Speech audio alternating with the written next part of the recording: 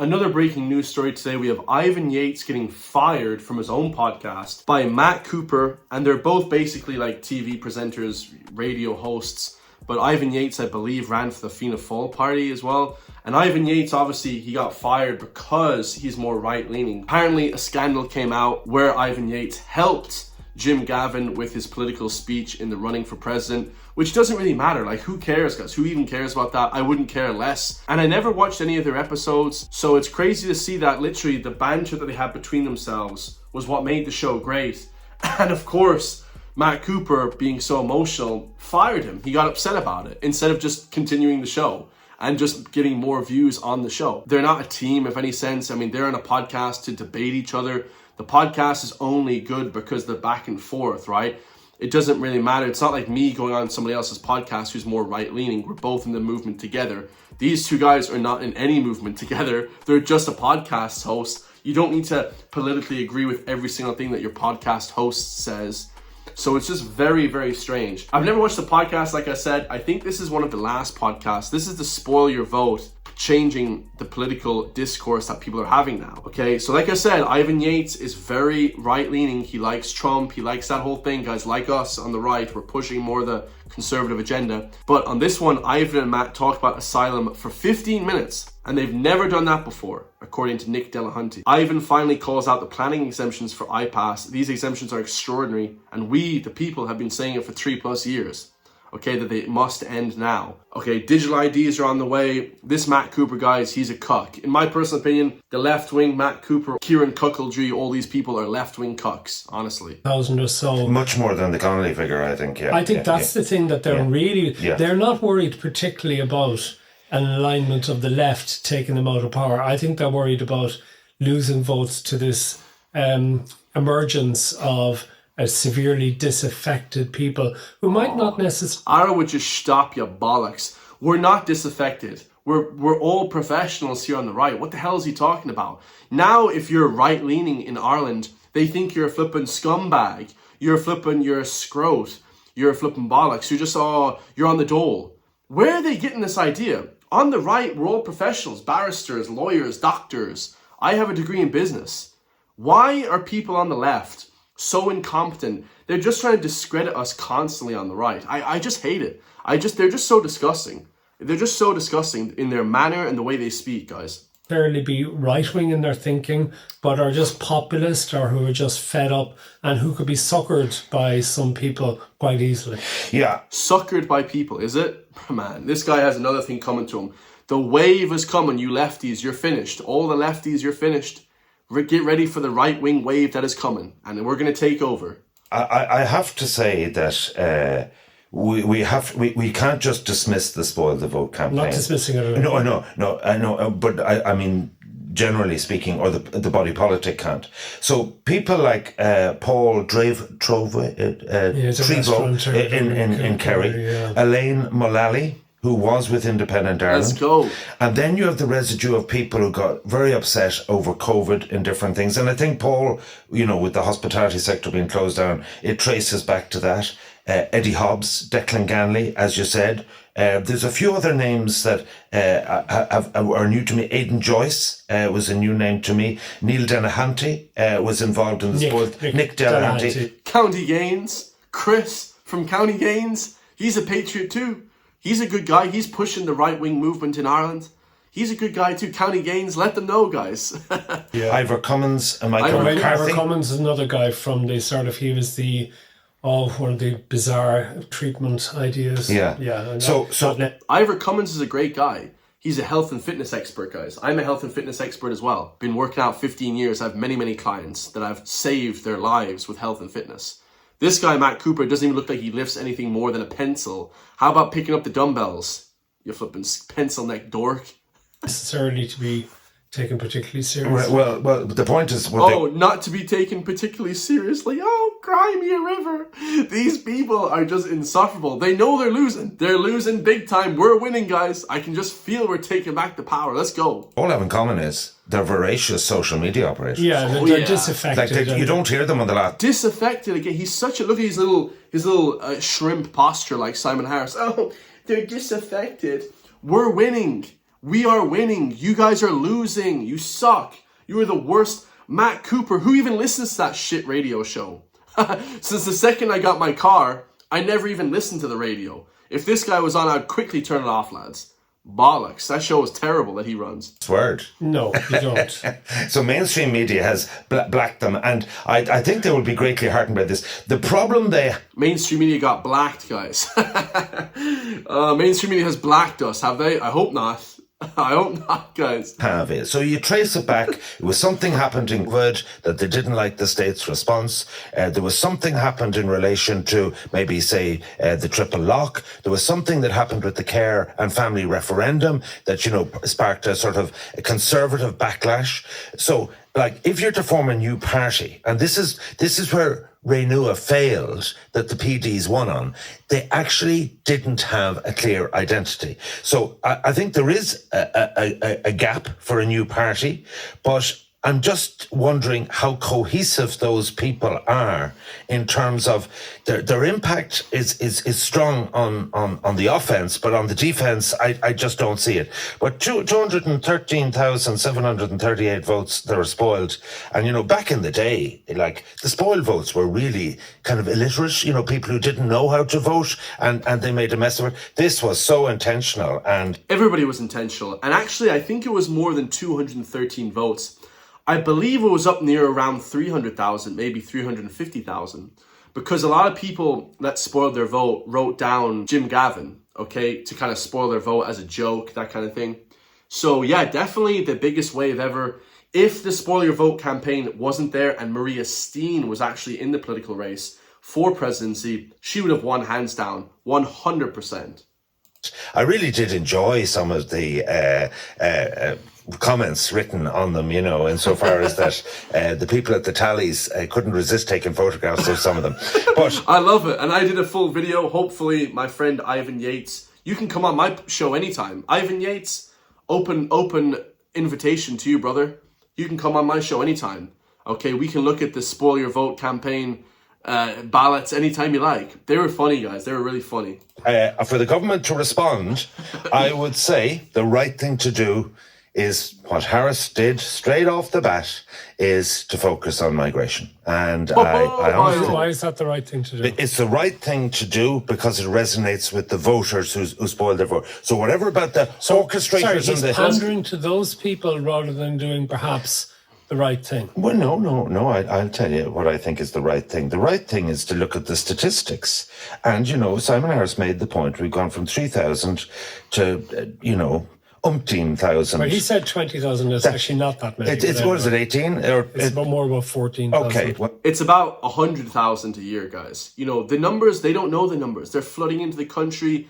It's unknown. Over the last 2 years, I believe, there've been 475,000 people flooded into the country. That's a massaged number as well. They don't know who the hell is coming into the country. The point is this. That, if you look at the deportation orders alone, 2024, 2,403, where are those people?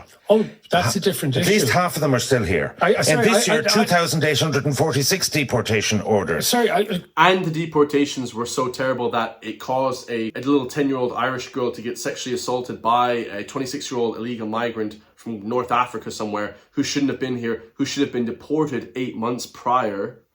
So he's right on the ball. Ivan Yates is on the ball. He's a great guy, if you ask me. Ivan Yates is a great guy. Can I just say at the outset of this, right? Because I think it's quite clear. If you believe in having a free system where you do look after asylum seekers and you do take in those who are in genuine need, if you have a situation where people come in and they have their application assessed and the application is dismissed, that they don't meet the criteria, absolutely, they should be deported immediately.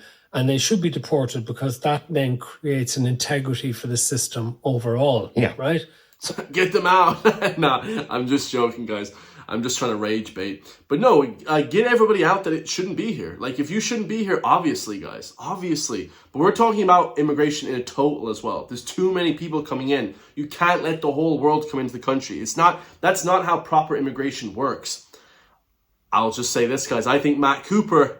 I think he's on the payroll, guys, All the big boys, Kieran Cuckoldry, the guy on the Late Late Show, now Matt Cooper, they're all on the payroll. Hey, shh, don't say anything about immigration. Shh, don't say anything about immigration. And they're getting paid off. If you are pro-immigration, you are on the payroll, 100%. If you're anti-illegal immigration, you are based and you are authentic in Ireland, in my personal opinion. Well, no. Can I just reinforce that? Yeah. From those figures of 2,500 and 2,800, the actual numbers deported in 2024 out of 2,403 was actually 106, and this year out of 2,846, only 124 have actually been deported. Now they do depend on people voluntarily to leave, but if they don't voluntarily leave, naive. yes, there's no follow. But we're like this: if Gavin Pepper or Malachi Steenson said outside government buildings what Simon Harris said on Wednesday morning, would he have been called racist? Well, and that's what they really hate. They hate being labelled as racist when they feel they're making a common sense point. Is being called racist even an argument anymore? Does anyone even care about that? That was a big thing to say that to somebody 5 years ago, 10 years ago. Now nobody gives a shit. Gen Z don't care. The Gen Z women, 21-year-old men, they're based. They don't give a shit about being called racist, guys. Talk to people in Europe, in the US. They don't give a bollocks, guys. True racism is excluding people and hating somebody for something. This is not racism. This is just plain and common sense, guys. It's just completely stupid. If you call someone racist nowadays, it's just, bro, and you don't have a really good argument, you look like a loser. You look like an absolute toolbox. Yeah, well, I mean, it's a question of how you articulate it, how you actually express it, and how careful you are in relation to doing that. I think it's unfortunate to be seen to be taking a tough line now on people just after you've had things like the City West riots. And when you remember back to the riots in Dublin City Centre in November 2023, no government should want to be seen to actually allow itself to be dictated to by those who are violent. No, he wanted to say something else. This guy is evil. Matt Cooper, you are evil. You're on the list of evil people in my book. What do you mean that the government shouldn't be held accountable by the people? The government work for the people. What are you talking about? You evil man. This is scumbaggery. What do you mean that we're not going to be held accountable? Of course the government should be held accountable. That's why we have government. Small government work for the people. They work for us. What the hell are you talking about? This guy is completely clueless. Extreme left-wing toolbox. Look at this guy. Absolutely disgusting. If there's pushback because some illegal migrant is sexually assaulting and killing our own people, absolutely there should be massive pushback to the government. And I don't condone violence, but our voices should be heard. Are extremist in their opinions and in their behaviour. Yeah. Right? And, for all of this stuff as well about, people, a lot of the justification given by people, that, we're only looking after the children of the country and all the rest of it. There are plenty of Irish-born paedophiles and all the rest of it. And, we don't see any protests necessarily against them. And again, I literally make videos about that all the time. All the time, guys. Like, what the hell is he talking about? He's trying to downplay immigrant crime because we have our own crime? Yeah, we have serious sick bastards in this country. That's why, but that isn't really preventable. What is preventable is letting people in to cause more crime. Before I get one or two people coming on and saying, hold on, no, I have to make this point. I seriously... I don't want to be misrepresented on this. Okay. I live within a 90-second walk of an iPass centre.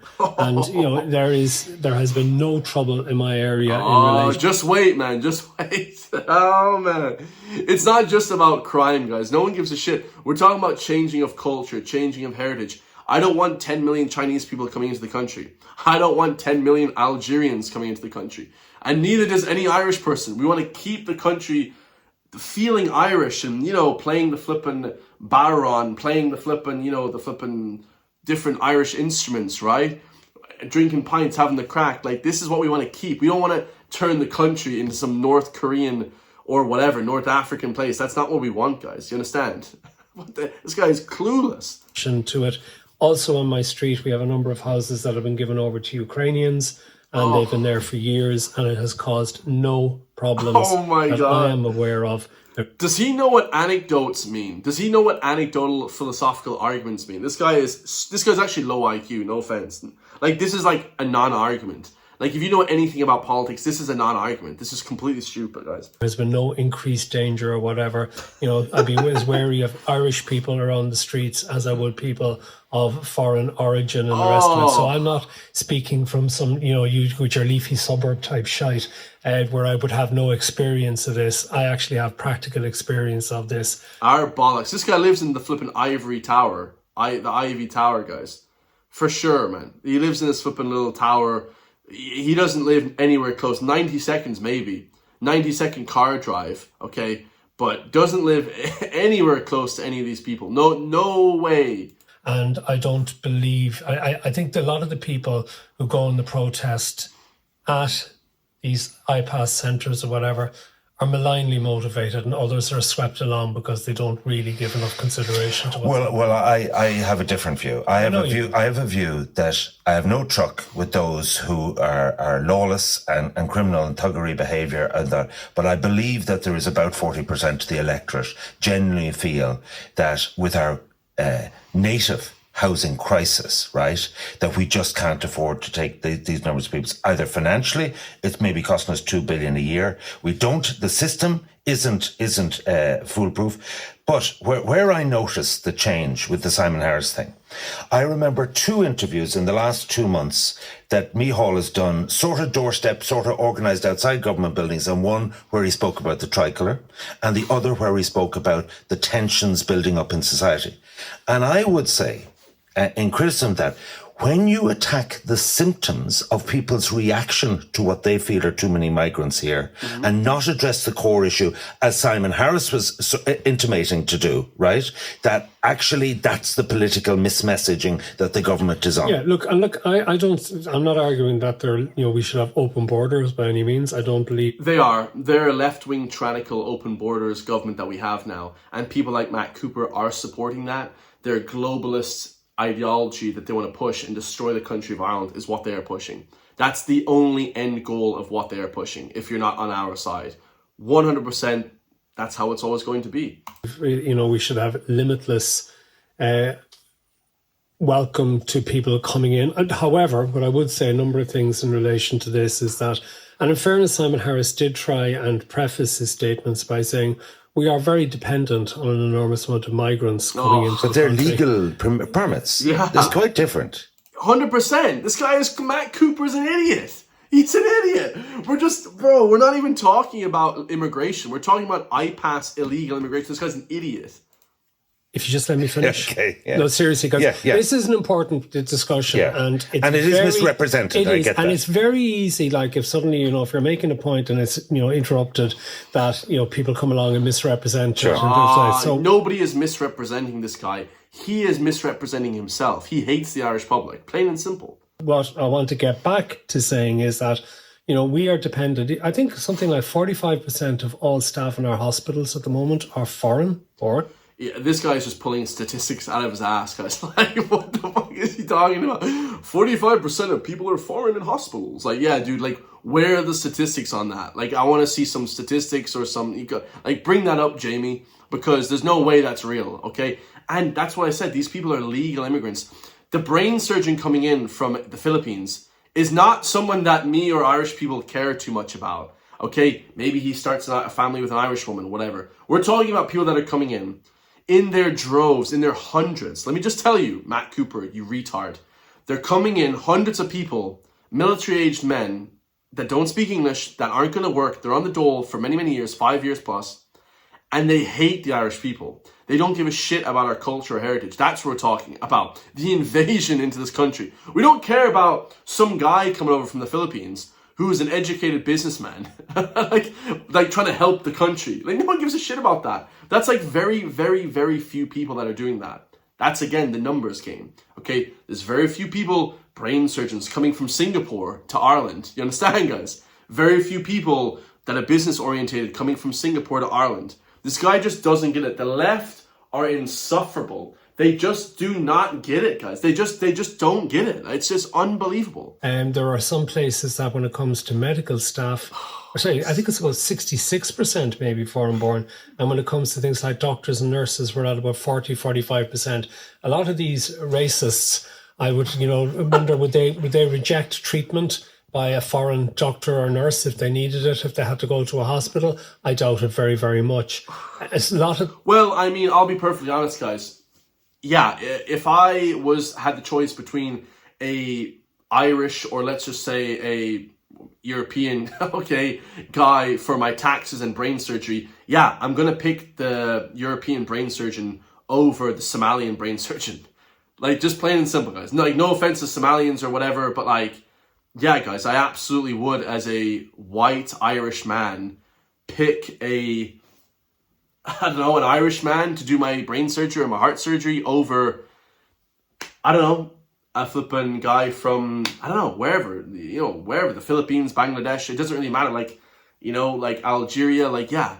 Even though I know there's a lot of great Indian and Pakistani doctors, there are great Indian doctors are actually some of the best in the world. But just if I had the choice, let's say, you would absolutely want that. It would be kind of weird to want a guy from, Ghana or something to like, as a white Irish man. Like, a Ghanaian man would also want a Ghanaian man to do his brain surgery. Like, it's just, you do feel empathy for your own people at the end of the day, guys. Like, that's just kind of how it is. Like, it would be kind of weird to not feel like that, Like, I would care. Yeah, dude, I would care. Like, most Irish people would care about that. Like, what the fuck? These people are so afraid of being called racist or whatever. It's like, you guys are, like, literally pussies. Like, this guy's literally a pansy. Like, just, like, be a man, guys. Like, be a man in Ireland. Like, speak your mind, guys. Like, what is with us in this country, lads? And I'm calling out the Irish people. Like, do Irish people not care if they have their own... Man, I don't know, man. It's just so odd. Like, it's so odd. The protests are not just about people who are in IPAS centres. They're about foreigners, because they just don't like foreigners, right? See, he's wrong with that. He's 100% wrong with that, guys. And this is where the left wing are pushing this agenda. It's not about, for me anyways, like I said, there is that ethno-nationalist. That's fine, maybe down the line. I don't agree with that personally. I'm not an ethno-nationalist. My mum is from Eastern Europe, okay? My dad is Irish, but at the root cause of the right-wing movement, it's about keeping your country a populist country, not a globalist shithole, multicultural, diverse place that just is a free-for-all for everybody, a melting pot, as some countries would call it. We don't want that. The most important thing to understand when it comes to immigration is the population of people. That's the most important thing. I don't care about race, religion, creed, background. A lot of people do in Ireland. That's their own prerogative. They're allowed to feel like that. They are allowed to feel, if you're a 60-year-old man, you're allowed to feel a certain way of thousands of people coming in that look like you or are like you. Absolutely, guys. Like, that is a fair point. But I don't hate immigrants. Some people may do. I don't. I don't give a shit really about where you're from, to be perfectly honest. But you have to keep the country majority of what you are, or else you turn the world into a globalist shithole. It's bigger than just Ireland. Do you understand? Right. So Simon Harris was correct to point out our dependence on these people in the ratio. I think we also have a certain thing factor because of our history in sending people away in emigration. We can't be sort of this Ireland is for the Irish nonsense and stuff when we have depended on other countries around the world. Yeah, but you put your own people first. Like, why wouldn't you put your own people first? Ireland has to be for the Irish because you put your own people first. Then we put everybody else. If you want to come here and do everything, that's fine. That's one thing. But you have to put your own people first. Like, this would never happen. This is why European countries are so cucked. Only in North America, Australia, and Europe do you hear this nonsense. In Eastern Europe, in Africa, Latin America, South Asia, the Middle East, the Far East, Japan, all these places, they put their own people first.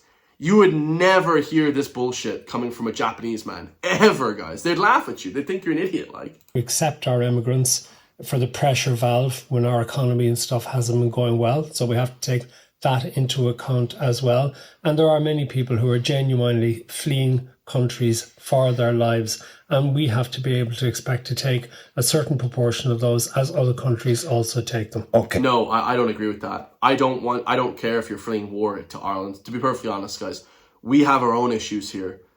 It doesn't matter. Like, if there's war in Syria, it doesn't mean we have to take 10 million Syrians. No, absolutely not, guys. Like, use your brain, guys. This is the left-wing bullshit. No, I don't give a shit. Guys, I can only feel empathy for my family and my Irish people and the citizens of this country. That's what I care about, the citizens of Ireland. And what I mean by that is people with passports, okay? I'm a fair guy. It doesn't have to mean white Irish, okay? I do obviously have an affinity for Irish people. Of course, I'm half Irish.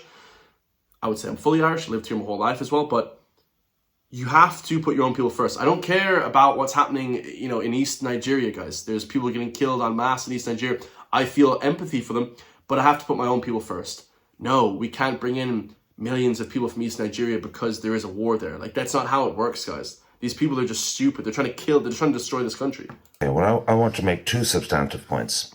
An official in, we'll say, the housing bureaucracy said to me, I said, what's the story with the homeless figures? You know, because, you know, there was an eviction ban lifted and so on. He said, Ivan, in our opinion, if you took migrants out of it, so they're pushed out of direct provision, they go onto the emergency housing list.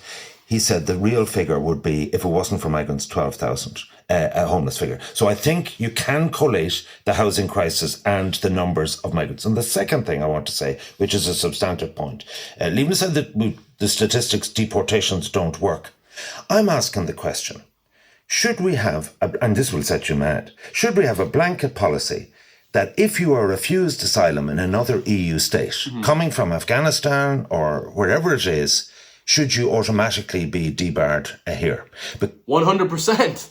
If you're refused from somewhere else, what the hell makes you think that you're allowed to come here? Get the hell out of here. Like John Wayne, get the hell out of here. No, you're not allowed here. But what? Man, we are like cooked as a nation. We need to like wake people up, guys. This is not extreme. I'm not an extremist. No, if you're banned from the UK because you're from Afghanistan, you're part of flipping ISIS or some crazy shit, you're not allowed to come here either. Bye.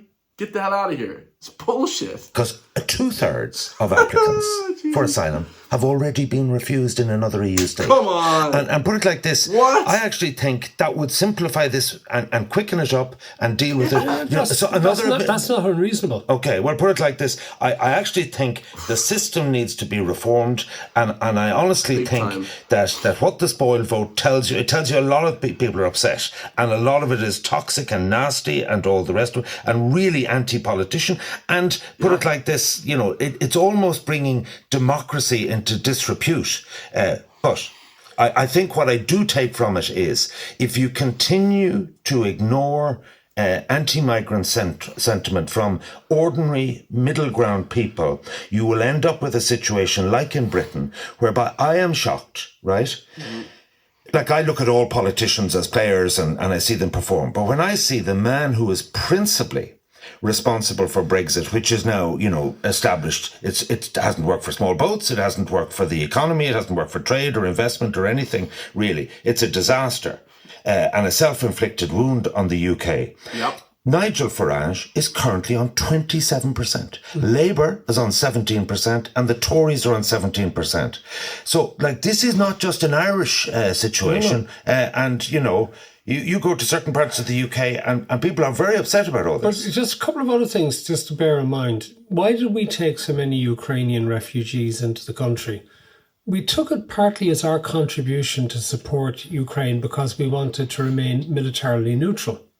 So an awful lot of the people who, you know, would at the same time claim they never want to be involved in any European wars or whatever and stuff and don't want us to be part of NATO. Well, if you're not actually contributing militarily in supporting Ukraine against Russia, what you have to do is you have to do things like take people from Ukraine and give them the opportunity of somewhere to actually live. Another part of our problem has been the failure to actually provide state facilities, to build quickly state facilities which could have facilitated people from Ukraine and from elsewhere. So we've had the not insignificant disruption caused by the loss of hotel places to use as IPAS centres. We also have legitimate outrage that because the state failed to quickly build, and I can't understand why it wasn't able to, in many locations, quickly build acceptable accommodation on a short-term basis for people. We have seen people make a fortune out of renting centres to the state for. One guy made $250 million. That's billion with a B, But very well said by Ivan Yates, very well said, the previous quote. Like, Matt Cooper, he cares about Ukrainians. Like, unfortunately, guys, I love Ukrainians, all that stuff. Everyone, I love everyone. Like I said, from Africa, it doesn't really matter where you're from. I like everyone. But if you're cool, if you're hardworking, but we can't take everyone. Like, we can't take all Ukrainians. And what's happening to that country is a disgrace. But we can't take everyone. Come on, guys. Come on. This is crazy stuff. I can understand why people get outraged at that. Only 1 in 5 of which is planning permission. Like, the real reason why these were put together was that they were given across the board planning exemption. Like you've even seen now with the Schomer scheme, the log cabins. Yeah. 6 months later, it's mired in red tape, and consultation and so on. Like, planning exemption that was granted in 2022 was a mega decision. There's never any planning permission in Ireland for these iPass centres. If I was to build a house here in Galway, the whole country of Ireland could object to it, no matter what. But if we're bringing over thousands of people from God knows where, East Somalia, wherever, the Irish government has told us you are not allowed to veto or decide who lives close to you or beside you. Do you know how disgusting that is, lads? It's like a kick in the face. And also, I don't think when we took in these Ukrainians, it was almost like a Red Cross thing. We didn't really think they were going to spend the rest of their lives and their families' lives here. No, there was a feeling that the war would end it and they would go back. Yeah. Whereas in fact now they are staying, and everyone knew they were going to stay. You can't be so naive to think that people are going to come from a place where they get €20 welfare. They don't even have welfare in Ukraine. To a place that they give you €250 welfare per week. They're going to leave the country. They're going to stay here. Everyone is going to stay. The more Western country you go, that's where you want to stay. If Canada and the US were to open up their borders, a lot of people from Ireland overnight would just go to Canada and the US. Like, you want to keep moving to more Western countries, basically, because they're the most free, they're the most easy to make money. Like, economy-wise, to make money in the US is way easier than making money in Ireland. It's like the whole thing, but they don't get it, guys. They really just, Matt Cooper, the left, don't get this. They were making an absolutely brilliant contribution to the country as well, but it has changed the economics and the dynamics of the entire situation. Although it's clear, though, what is happening is that with a degree of subtlety, perhaps, and this is where I use the expression ugly pragmatism at the top of the show, and we see even this week a report in Friday morning's Irish Times about less and less space being made available for Ukrainians, the state effectively surrendering hotel space, and it could be that within weeks there will be no more space for any more Ukrainians who are coming. Apparently there's a lot more. 1,800. Well, you see, Well, there's no space for our own people. We have massive homelessness. Most people are couch surfing in their 20s and 30s. And how the hell can we take more Ukrainians? I mean, the country is about to burst, guys. There's a particular exemption from conscription for 18 to 21-year-old guys. Yeah. And this has resulted in an unanticipated group of up to 2,000 to have come here. Look, the situation is that I think and much to your disdain, the government rhetoric on this is going to move in my direction rather than yours. I love it. Oh, I love it. That was the best closing to ever. That was the best closure ever. Much love to Ivan Yates. Sorry, as I said, I think there'll be a degree of ugly pragmatism involved in it. And I think we've seen a significant shift, because what Simon Harris said was supported not just by Pascal Donoghue within his own party, but essentially was supported by Micheál Martin as well. And would we echo what Jim O'Callaghan's been saying, the stances he's taken? Well, also then, with the reason that Micheál Martin wants to be seen like that is he doesn't want to be seen at odds with the man who might replace him. Yeah. That he doesn't want this to become a wedge which would be used by its opponents within Fianna Fáil to say, Jim's our man because he's dealing with this, whereas you, Micheál Martin, aren't. Nah, they're scared. The left are scared. We're winning. You guys are all going to lose. We're winning. We're going to have a right-wing leader hopefully soon. Much love to Ivan. Of course, disgusting to see that he got kicked off the podcast. Kicked off his own podcast, called Path to Power, episode 95. They say that 99% of podcasts never make it to their 100th episode. I guess that's true with this. I love you guys all. If you want to support me, hit the join link underneath the video so I can support you all, push back against the woke Irish mainstream media and the Irish government. For just €3 per month, can really support me. It goes a long way, guys. And I'll see you in the next one, man. Peace.